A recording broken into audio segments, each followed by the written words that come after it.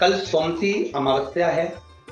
निवेदन है, जिनके घर में क्लेश बहुत मचा हुआ है या कोई पैसा खाकर चले गया, धन नहीं दे रहा, रुपया नहीं दे रहा और बहुत मशक्कत कर लिए, हाथ जोड़ लिया, पांव पड़ लिया, रुपया नहीं दे रहा, तो काली तिल्ली को पानी में गला दीजिए और पानी में गलाकर उसको सुबह पीस लीजिए। सोमती अमावस्या के दिन सुबह पीस लो। पीस कर एक कटोरी में उसमें पीला चंदन मिला लीजिए, उसको लेकर जाइए। एक लोटे में दूध और जल लेकर जाइए। 5 बेलपत्र लेकर जाइए। शंकर के मंदिर में पहुंचिए। शंकर जी के शिवलिंग को, वो जो तिल आपने पीसी है उस तिल को आप मिक्सर में मत पीसना, हाथ से कूटिए या कोई बैलन से या कोई वस्तु से उसको पीसिए और पीस कर उसका उत्तन तैयार करिए। उसमें चंदन मिलाकर शंकर के शिवलिंग को समर्पित करिए। शंकर के शिवलिंग को लगाइए। केवल शिवलिंग को ही नहीं, भगवान शंकर की संपूर्ण जलाधारी पर, जहां शंकर भगवान की बेटी अशोक सुंदरी है, कार्तिकेय जी हैं, गणेश जी हैं, उस पूरे जलाधारी में जहां पार्वती मैया भी विराजमान है, पूरी जलाधारी को समर्पित करिए। समर्पित कर त्रिपुंड लगाइए। अपनी 3 उंगलियां उसी चंदन पर फेर दीजिए। फेर कर अपनी कामना कर बेलपत्र चढ़ा दीजिए। 5 या 7 बेलपत्र आपके भाव से आप शिव को समर्पित कर दीजिए। समर्पित कर हाथ में कलश लेकर, दूध और जल मिला हुआ पात्र लेकर शंकर को समर्पित करिए और बाबा भोलेनाथ से विनती करिए कि जिस व्यक्ति ने हमारा धन खाया है, जिस व्यक्ति ने पैसा रख लिया या कोई लेकर चले गया या कोई ऐसा काम हो गया कि वो धन आ ही नहीं रहा है, बहुत तकलीफ में है, तो बाबा से विनती करो। मुझे पूरी उम्मीद है कि सोमती अमावस्या इस बार आप जो कर रहे हैं, अगली सोमती अमावस्या जब आएगी, इतनी प्रसन्न चित्त में आप ये पूजन करेंगे, वापिस करेंगे और पूरे परिवार समेत करेंगे। जब आपका धन आ जाएगा, वैभव हो जाएगा, तो आप वापिस उसको धारण करेंगे। फिर निवेद और लिख के रखना, अगली सोमती को फिर करना। जब सोमती अमावस्या पड़े फिर उसको करिएगा, आपको फल अधिक मिलेगा। सोमती अमावस्या का फल ही यही है कि जिन वर कन्या का विवाह नहीं होता, जिन लड़का लड़की का विवाह नहीं होता, जिन पति पत्नी में आपसी में टकरार चल रहा हो, अदालत तक बात पहुंच गई हो, जिस घर में शांति नहीं रह रही हो, आपस में क्लेश बड़ा मचा हो, ऐसी हो गया मन में कि अब ये तनाव बहुत बढ़ गया है, संबंध टूट जाएगा, तो निवेदन है सोमती अमावस्या के दिन आप भी सोमती अमावस्या के दिन पीपल के वृक्ष के नीचे जाकर उस पीपल की पूजन कर उस पे कुंकु सिंदूर चंदन समर्पित कर कच्चे सूत से 7 परिक्रमा करिए। 7 बने तो 7, वैसे तो 108 लगाओगे तो आपके जीवन में सुखता आएगी। आप 108 फेरी लगाएं, चाहे दाने से लगाएं, चिरंजी से लगाएं, जिससे भी लगाएं, पीपल की पूजन करें, जल अर्चना करें। इतना निवेदन करता हूं कि आपके घर में अशांति नहीं हो सकती, परिवार में प्रेम जरूर करें। मेरा निवेदन, जिन कन्या और वर के विवाह नहीं हो रहे, वो सोमती अमावस्या के दिन जाकर बाबा पीपल के पेड़ की फेरी अवश्य दें। 108 नहीं बने 7 अवश्य दें। पूजन कर दिया लगाकर, घी का दीप प्रज्वलित कर बड़े आनंद में पीपल देव का पूजन करें। और निवेदन, जिस व्यक्ति को रोग बहुत हो, चाहे शुगर हो, बीपी हो या घुटने में दर्द हो, कमर में दर्द हो या बहुत कष्ट का जीवन निकल रहा हो, यहाँ तक कैंसर जैसी भी बीमारी यदि आपको है, सोमती अमावस्या को मत छोड़ना। निवेदन है, आप एक पात्र जल जिसमें पीला चंदन, पात्र के जल में एक कलश में जल लीजिएगा, उसमें पीला चंदन घोल लीजिए। पीला चंदन घोलकर उसमें थोड़ी सी काली मिर्ची पीस कर मिला लीजिए। काली मिर्ची को पीस कर डाल दीजिए और उसमें 7 बेलपत्र उसके अंदर डाल दीजिए। 7 बेलपत्र के साथ में 7 वृक्ष के पत्ते, कोई भी वृक्ष जो आपके पास में हो, 7 वृक्ष के पत्ते उस कलश में डाल दीजिए। घर से निकलते समय पूरे घर का भ्रमण करते हुए, जिस व्यक्ति को रोग बहुत है उस व्यक्ति का स्पर्श कराते हुए वो जल शंकर भगवान के ऊपर समर्पित कर थोड़ा सा जल बचाकर, पत्तियां सब शिव जी को चढ़ाकर थोड़ा सा जल बचाकर शंकर की देहली पर चढ़ा दीजिए। शंकर की चौखट पर, भगवान शंकर के शिवलिंग की चौखट पर समर्पित करें। शिवलिंग की चौखट पर समर्पित कर उसी जल जो आपने देहली पर चढ़ाया है, उसी जल का भाग थोड़ा सा कटोरी में 1 चम्मच के बराबर लेकर आइए। जो व्यक्ति बीमार है उसके शरीर पर उसको छींटा दीजिए। 3 बार छींटा देना है, सुबह, दोपहर और शाम। उसके बाद में बाबा विश्वनाथ से प्रार्थना करिए। शाम के समय घर के बाहर एक घी का दिया अवश्य लगाइए। मुझे पूर्ण उम्मीद है सोमती अमावस्या श्रावण के महीने की रोग मुक्त करेगी, अधिक फल आपको प्रदान करेगी, सुख का अनुभव कराएगी, आपके जीवन का कल्याण करेगी। और निवेदन, सोमती अमावस्या हमारे जीवन को फलित करने वाली, सुख देने वाली, आनंद देने वाली, हम उसका लाभ अवश्य लें। जो बच्चे पढ़ने में कमजोर है या कोई विद्या के लिए किसी एग्जाम में बैठ रहे हैं, गवर्नमेंट के एग्जाम में बैठ रहे हैं और बच्चे उस एग्जाम में पास नहीं हो पा रहे हैं या निकल नहीं पा रहे हैं, या कोई टीचिंग के लिए, बैंकिंग के लिए आप अप्लाई कर रहे हो, नहीं हो रहा है, निवेदन है, सोमती अमावस्या कल पड़ रही है, 2 स्वस्तिक आपको बनाना है। कितने स्वस्तिक बनाना है? 2 स्वस्तिक। एक स्वस्तिक कुंकु का पीपल के पेड़ पर बनाना है आपको। पीपल के पेड़ पर बनाने के बाद में जमीन पर, भूमि पर एक घी का दिया लगाना। दूसरा स्वस्तिक शंकर के मंदिर की चौखट पर आपको बनाना है, किसी भी एक साइड में, चाहे राइट में बना लें चाहे लेफ्ट में बना लें। शंकर के मंदिर पर जो स्वस्तिक बनाओगे वो पहले पीपल के वृक्ष के बनाना है। पीपल के वृक्ष के बनाने के बाद में शंकर के मंदिर में शाम के समय आप जाकर स्वस्तिक बना सकते हैं। दोपहर से लेकर शाम तक कभी भी स्वस्तिक बनाएं और एक घी का दिया वहां रखना है। बस इतना याद रखना, पीपल के पेड़ के नीचे जो स्वस्तिक बनाओगे वहां जो घी का दिया लगेगा उसमें गोल बत्ती लगेगी, फूल बत्ती लगेगी। शिव मंदिर की चौखट पर जो दिया लगाओगे उसमें 2 बत्ती लगेगी, लंबी वाली, लंबी बत्ती 2 लगेगी घी की। वो बत्ती आपको शंकर के मंदिर पे दिया कहां रखना है, जहां स्वस्तिक बनाओगे उसी के ऊपर 2 बत्ती का दिया लगाओगे। उस समय पर दिए का जो बत्ती है उसका मुख अपनी ओर होना चाहिए और भगवान शंकर की चौखट पर प्रणाम कर कर, निवेदन कर कर, नमन कर कर आप आइए। आपके जीवन में सफलता प्राप्त होगी। आप जिस चीज की कोचिंग कर रहे हो, जिस चीज में उतरना चाहते हो, आपको वह फल प्राप्त होगा। शिव महापुराण के अंतर्गत या लिंग पुराण के अंतर्गत या नर्मदा पुराण के अंतर्गत, नारद पुराण के अंतर्गत हम जब सोमती का महत्व श्रवण करते हैं, कई बार आपको हमने शिव महापुराण में भी सोमती अमावस्या के महत्व को समझाया है। सोमती अमावस्या की कथा क्या है महाराज, अगर हम जाने तो उसके अनुसार, सोमती अमावस्या के अनुसार एक ब्राह्मण परिवार था और बड़ा आनंद में रहने वाला, बड़ा सुख में रहने वाला, भगवत चर्चा करने वाला और भगवत स्मरण करने वाला और भगवत स्मरण में सदा रमने वाला, दिन प्रति भगवान शिव की आराधना करना, दिन प्रति भगवान शंकर का स्मरण करना, दिन प्रति भगवान शंकर की चर्चा करना, भगवत स्मरण करते रहना। इनकी एक पुत्री थी, ब्राह्मणों की कन्या। उस कन्या का शिव महापुराण में सुंदर भाव वर्णन किया गया है उमाखंड के अंदर कि इस कन्या का विवाह योग नहीं था। इस कन्या के भाग्य में, रेखा में, हस्त रेखा में, मस्तिष्क रेखा में, चरण रेखा में कहीं भी इस कन्या का विवाह योग नहीं था। ब्राह्मण सेवा में लीन रहते, भगवान शंकर के मंदिर जाते, आराधना करते, देवी की अर्चना करते, भगवत भजन करते, कीर्तन करते, शिव अर्चना करते। एक बार श्रावण के महीने में ही क्या हम कहें कि विचरण करते करते श्रावण का महीना लग गया था और ये शिव के मंदिर से आए और अपने घर में विराजमान थे। ब्राह्मण परिवार अपनी बेटी को लेकर आए, शिव मंदिर से आराधना कर कर, पूजन कर कर, जल चढ़ाकर, अभिषेक कर कर जब घर पर आए हैं, बैठे, कुछ ब्राह्मणों ने आवाज लगाई, कुछ संतों ने आवाज लगाई, भिक्षाम दे, हमको भूख लग रही है। संतों ने जब आवाज लगाई, ब्राह्मणों के घर में से कन्या बाहर निकल कर आई और कन्या ने बाहर निकल कर आकर कहा, संतों आप हमारे घर में प्रवेश करिए, आइए। आसन दिया, बिठाया, बिठाकर निवेदन किया, संतों हम आपके लिए क्या सेवा कर सकते हैं। ब्राह्मण और ब्राह्मणी आए, निवेदन करा, नमन करा, प्रणाम करा। संतों ने कहा हमें बहुत भूख लगी है, यदि कुछ भोजन प्राप्त हो जाए तो हम आगे के लिए रास्ता बना लें और हम चले जाओ।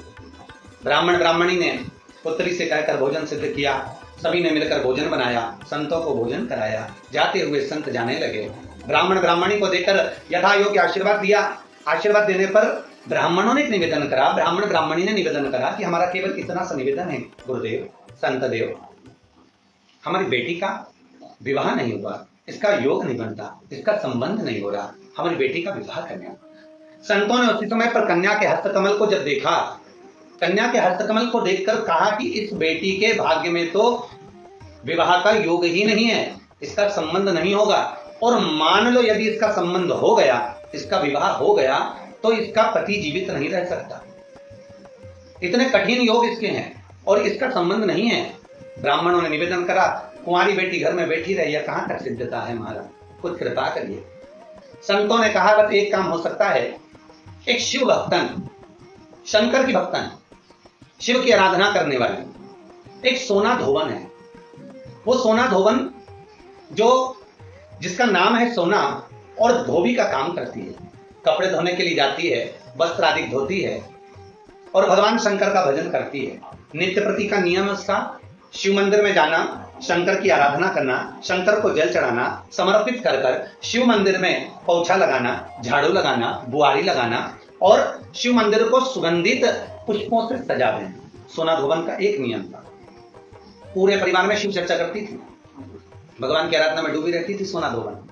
संतों ने कहा यदि ये आपकी बेटी, आप ब्राह्मण तो हैं, ब्राह्मण कुल में जन्म लिया है आपने, पर आपकी बेटी जो शिव का भक्त है, सोना धोवन जो शिव की आराधना करने वाली है, हमारे यहाँ कितना सुंदर कहा कि दासों के भी दास यदि हम बन जाए, हम दासों के भी अगर दास बन गए, हम भगवान शंकर की सेवा करने वाले की ही केवल सेवा कर लिए, कितनी प्रसन्नता होती है जब सुनते हैं कि केदारनाथ लोग जाते हैं, अमरनाथ लोग जाते हैं, श्रावण के महीने में लोग अमरनाथ की यात्रा करने जाते हैं, तो कई लोग कहते हैं कि गुरुदेव हम जब अमरनाथ की यात्रा कर कर आए तो हमने देखा कि वहाँ बहुत भंडारे चल रहे हैं, लंगर चल रहे हैं, लोग नए नए पकवान अमरनाथ आने वाले यात्रियों को खिला रहे हैं, खूब सुंदर व्यवस्थाएं दी जाती है। तो यहाँ तो शास्त्र कह रहा है कि शंकर के दरवाजे की चौखट पर भी यदि कोई सेवा कर रहा है, बुआरी काट रहा है, कोई शिव के मंदिर की आराधना कर रहा है, यदि हमने उसकी भी सेवा कर दी और वो निस्वार्थ भाव से सेवा कर रहा है, उसकी भी यदि हमने सेवा कर दी तो शंकर प्रसन्न हो जाते हैं। तो संत कह रहे हैं अगर आप ब्राह्मण की पत्नी हैं, से कहा कि अगर आपकी पुत्री ये ब्राह्मण कन्या सोना धोवन के यहाँ जाकर अगर सोना धोवन की थोड़ी सी सेवा कर ले, मात्र 7 दिवस तक सेवा कर ले, तो इस कन्या का भाग्य बदल जाएगा। अब सोना धोवन तो सत्संग में लगी रहती, भजन में लगी रहती, शिवाराधना में लगी रहती, नमः शिवाय ओम कहती रहती, उसका नियम नमः शिवाय ओम का स्मरण नित्य प्रति करती, श्री शिवाय नमस्तुभ्यम का जाप करती, शंकर के भजन में डूबी रहती। कन्या को मालूम पड़ा, माता पिता ने कहा बेटा सोना धोवन है, ब्राह्मण कुल में तुम्हारा जन्म हुआ है, तुम जाकर सेवा करो, हम भी करते हैं, मना नहीं है, पर जगत क्या कहेगा। बेटी कहती है माँ यदि संत के मुख से निकली हुई वाणी सिद्ध होती है तो मुझे सेवा करने में क्या दिक्कत है, मैं सेवा करने को तैयार हूं। अब बेटी प्रातः में जल्दी उठ जाती और ब्राह्मण कन्या उठकर तुरंत सोना धोवन के घर पहुंच जाती। सोना धोवन की एक बहू और बेटा थे, सोना धोवन का पति था घर में। ये सब उठे उससे पहले ये घर में प्रवेश कर झाड़ू लगाकर, पोछा लगाकर, वस्त्र आदि धोकर और ब्राह्मण कन्या पूरे घर की बुआरी कर दीप प्रज्वलित कर सोना धोवन के दरवाजे पर दीप लगाकर और आ जाती। अब सोना धोवन 4 दिन 3 दिन निकले और 3-4 दिन निकलने पर बहू से कहा बेटा कितनी जल्दी जग जाती है, सारी सेवा करके पूरे घर का सफाई कर देती है, मुझे मौका ही नहीं देती आजकल। बहू बोली माँ मुझे तो लगा कि आप सुबह जल्दी उठते होगे। तो माँ को लगा कि बहू उठती है, बहू को लगा कि सास उठती है। दोनों ने विचार करा कि फिर अपने घर में आकर इतनी सेवा कर झाड़ू आदि बुआरी आदि कौन कर जा रहा है, देखे तो सही। कौन कलश भर कर जाता है जल का शंकर जी के लिए, कौन फूल रखकर जाता है शिव जी के लिए, कौन बेलपत्र रखकर जाता है शिव जी के लिए, कौन इतनी सामग्री जुटाकर जाता है शंकर जी के लिए, कौन चंदन घिसकर जाता है शिव जी के लिए, मुझे देखना है। अब बहू और सास एक बार दोनों ने उठकर प्रातः में जल्दी देखा, ब्राह्मण कन्या सुबह आई, बुआरी झाड़ू लगा रही थी, चंदन आदि घिस रही थी और सोना धोवन ने उसको देख लिया, देखकर उसके चरणों में गिर गई। सोना धोवन उस ब्राह्मण कन्या के चरणों में गिरी, प्रणाम किया, नमन किया, बेटा आप ब्राह्मण कुल की बेटी हो, आप मेरे घर में बुआरी काट रही हो, मुझे दोष लगेगा, आप ये क्या कर रही हो, आपसे निवेदन है आप ऐसा न करिए, मुझे दोष लगेगा, मैं शिव की आराधना करती हूँ।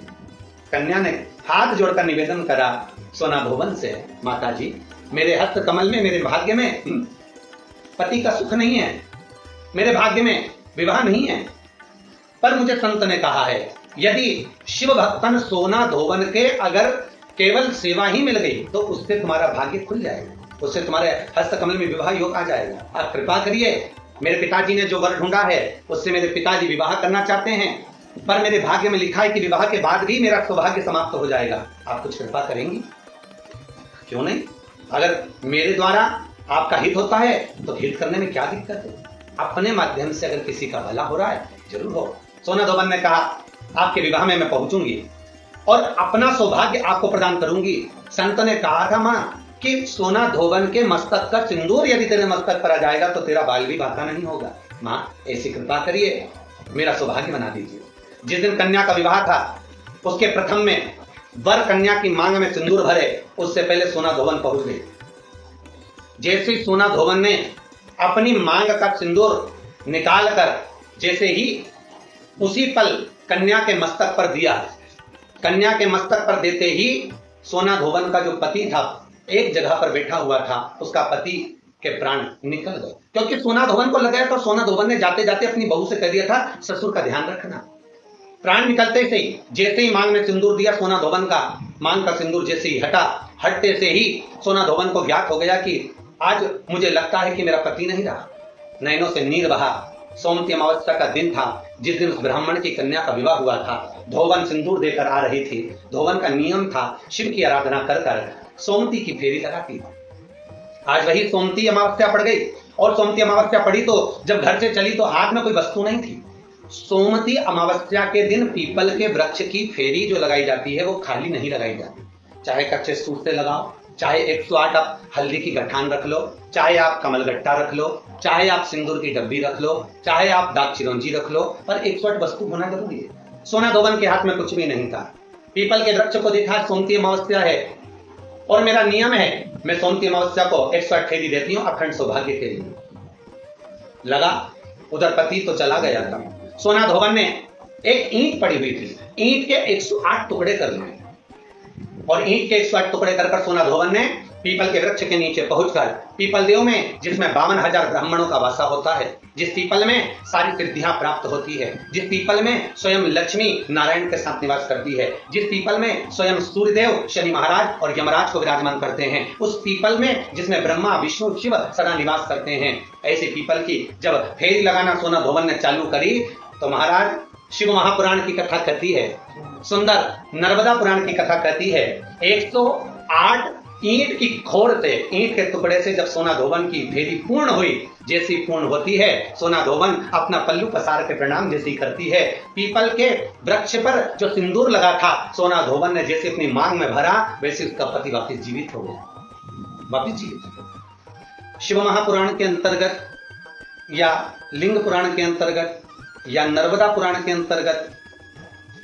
नारद पुराण के अंतर्गत हम जब सोमवती का महत्व श्रवण करते हैं, कई बार आपको हमने शिव महापुराण में भी सोमवती अमावस्या के महत्व को समझाया है कि सोमवती अमावस्या का महत्व क्या है, सोमवती अमावस्या का लाभ क्या है, हम शंकर की कैसे आराधना कर सकते हैं, हम शंकर को कैसे प्राप्त कर सकते हैं, शिव को पाने का तरीका क्या है, और वो भी श्रावण के महीने में। सोमवती साल भर में सोमवती अमावस्या 1 या 2 पड़ती है, अर्थात भगवान शंकर मां पार्वती के साथ में निरंतर विहार करने के लिए श्रावण के महीने में इस सोम पुष्प के अंतर्गत काशी में, उज्जैनी में, ओमकारेश्वर में, सोमनाथ में, केदारनाथ में, वैद्यनाथ में, मल्लिकार्जुन में, नागेश्वर में, अर्थात जितने भी बाबा के 12 ज्योतिर्लिंग हैं, इन ज्योतिर्लिंग में मेरे बाबा पार्वती के साथ में विचरण करते हैं।